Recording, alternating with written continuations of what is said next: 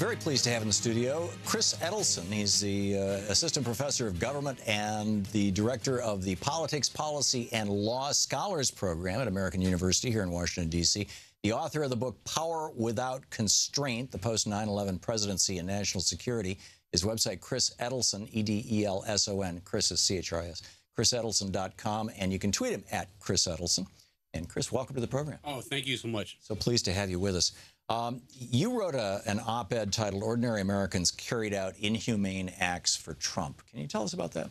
Yeah, I was just struck. You know, I've said since the election, I don't want to make, I never want to make let these people get to me, but this got to me, what happened in the airports a couple of weeks ago. I read accounts of children, a mother and two children being held for 20 hours without food. 65-year-old woman who's coming to visit her son in the U.S. military who was handcuffed, apparently, held for 33 hours. I cried. It's the first time I've cried since the election. It shocked me because what I realized was when you think of authoritarians, you think of, you know, like kind of madman on the balcony like Mussolini or Hitler carrying things out, but they need underlings to do this for them. And we found them a couple of weeks ago.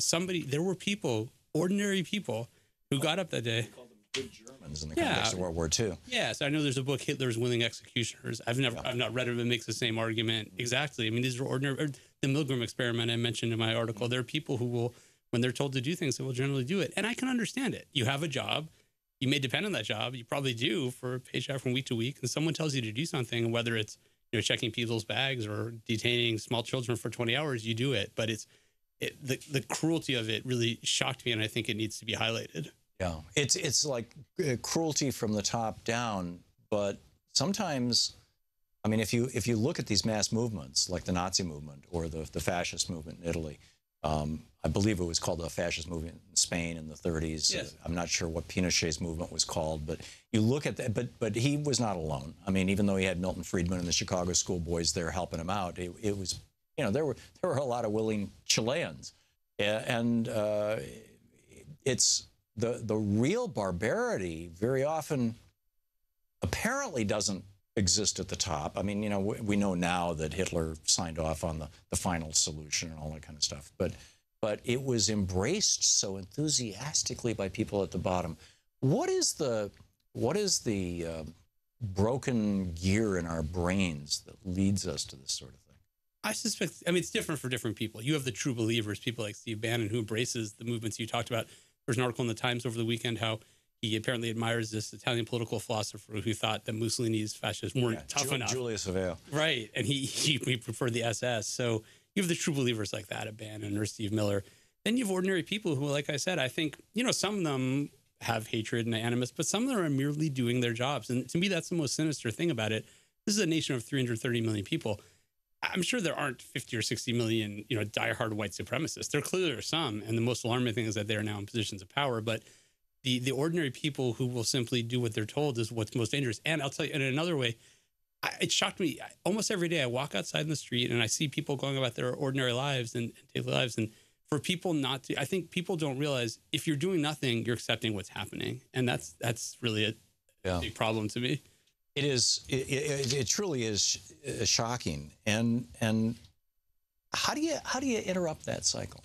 I think you have to keep trying. I'll give you I try it through my writing. I'll tell you one thing. I read op-eds all the time. I've written probably 20 or so since the election because I've just been consumed by this. There have been nights where I don't really sleep.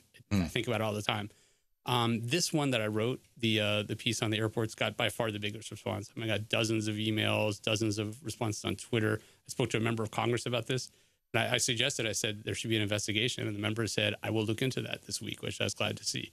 So, you know, I think that's one way you do it. The Indivisible Guide, I'm sure you know about this effort. I think that's, you know, taking the Tea Party's tactics and using them in opposing the Trump administration. I think, you know, action. I'm glad to see activism, people marching, people protesting, contacting members of Congress, ordinary conversations you have with friends.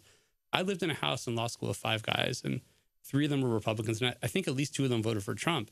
And when this happened in the airports, I sent an email to these guys, and I said, did you see this? Do you understand what happened? And I said to them, if you do nothing about this, you're endorsing this, and they know it's wrong, and they know it's inhumane, and you know maybe you can get through to people on that level. I don't know for sure, but I think it's something you have to try.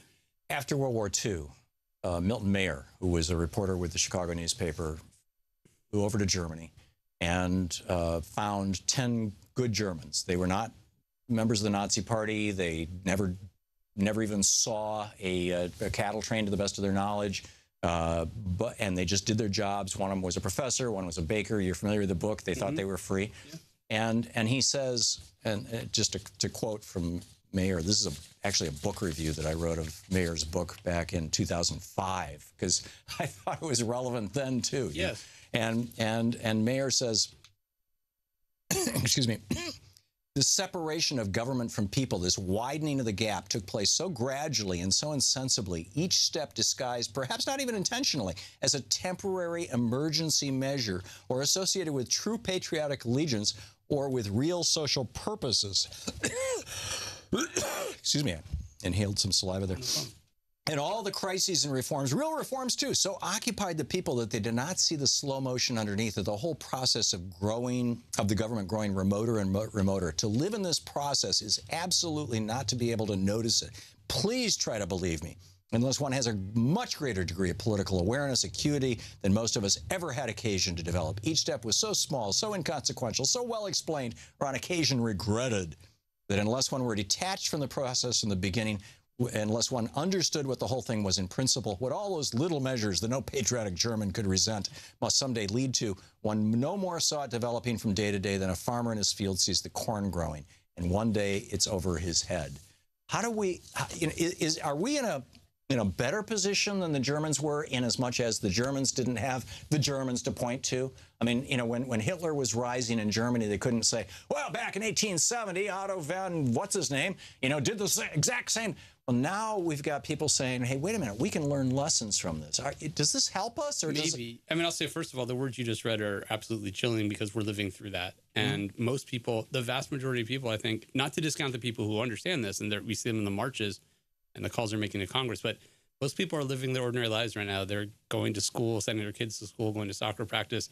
It's absolutely chilling to see this happen. And I'll tell you what worries me most is that, and Trump has signaled this already, if there's a crisis or an emergency, he will exploit it and take it to the next level, much in the way that Hitler with the made-up Reichstag fire. It's really chilling. So, and he'll blame it on the courts. In fact, back to Milton Mayer, he says, and then one day, too late, your principles, if you were ever sensible of them, all rush in on them. The burden of self-deception has grown too heavy, and some minor incident, in my case, my little boy, hardly more than a baby, saying, Jew, swine, collapses it all at once, and you see that everything has changed, and changed completely under your nose. The world you live in, your nation, your people, is not the world you thought you were in at all. And to your point, Chris, the forms are all there, all untouched, all reassuring. Exactly. The houses, the shops, the jobs, the mealtimes, the visits, the concerts, the cinema, the holidays, but the spirit, which you never noticed because you made the lifelong mistake of identifying with the forms, is changed. And now you live in a world of hate and fear. And the people who hate and fear do not even know it themselves. When everyone is transformed, no one is transformed. Now you live in a system which rules without responsibility even to God. Yes. How far from this are we? Some of that's already happened. I mean, it just hasn't. Certainly the philosophy is there. You hear Stephen Miller over the weekend saying things like the president's power cannot be questioned. Right. These are people speaking in authoritarian language. And so far, I think what Trump is doing is he's saying, I will do things. I will decide what's right and what's wrong. I'll decide what the law means, and I dare you to stop me. I was encouraged to see the court decisions, the Ninth Circuit, for instance, but it's not enough. We need I'm going crazy waiting for members of Congress. You mentioned before Al Franken talking to Republican members of Congress, and I'm sure this is right. They know Trump is crazy. Of course they do. Any sane person does. That they do nothing is utterly shameful, and will be. I hope that there is a history that looks back on this. If there is, it will record that as moral cowardice and political cowardice. I had Dr. Justin Frank on my show a couple weeks ago. He wrote He wrote Bush on the Couch and Obama on the Couch. Yeah, he's a professor of psychiatry here in Washington D.C. and basically diagnosing the presidents. And he expressed on this program basically a fear about writing a book about Trump. And this is what I do for a living. I get death threats for a living, but it has certainly changed in tone and tempo. As it did, frankly, when George W. Bush was elected. I've been doing this show for 14, 15 years. And are you concerned? Sure. I mean, I do too. So look, I just write op-eds. I teach at American University. Nobody knows me. For the first time in my life, I've gotten anti-Semitic emails and tweets. It's chilling. Not death threats. Because you're Jewish? Yeah. So what happens is I'll write things about Trump. And this has happened on a much larger scale to other people. I don't mean to suggest what for me is minor, but yeah, I'm Jewish. And so people will write things like, this Jew Edelson is writing this thing, these conniving Jews. One person said, like, oh, the vaunted Ashkenazi intellect. Somebody sent me a picture on Twitter, posted a picture of Joseph Goebbels with a statement under, an anti-Semitic statement under it. So much worse happens. The Anti-Defamation League did a report before the election. People should have noticed this before the election, showing death threats against Jewish journalists. So yeah, I mean, this has to be taken very, very seriously. And I'm going to keep working at this, and I know you are too. But at a certain point, it gets too late, and the urgency cannot be overemphasized. Yeah, this is serious stuff, and we all have to take it seriously. And it's so easy to make jokes about, oh, they're just crazy. They're not crazy. They're crazy like a fox. Yeah. This is an old playbook that is being repeated, whether it's being repeated intentionally or whether it's being repeated simply because it's just the natural thing for authoritarians to do. Someone like Bannon, I think, is very conscious about this. Oh, clearly. Professor Chris Edelson, Assistant Professor of Government and the Director of the Politics, Policy, and Law Scholars Program at American University. Hang on just a second. Sure. This is the Thom Hartmann Program. And his website is Chris Edelson, EDELSON.com, and you can tweet him at Chris, CHRIS, Edelson, EDELSON. Chris, thanks so much. Oh, thank you very much. I appreciate it. Great having you with us.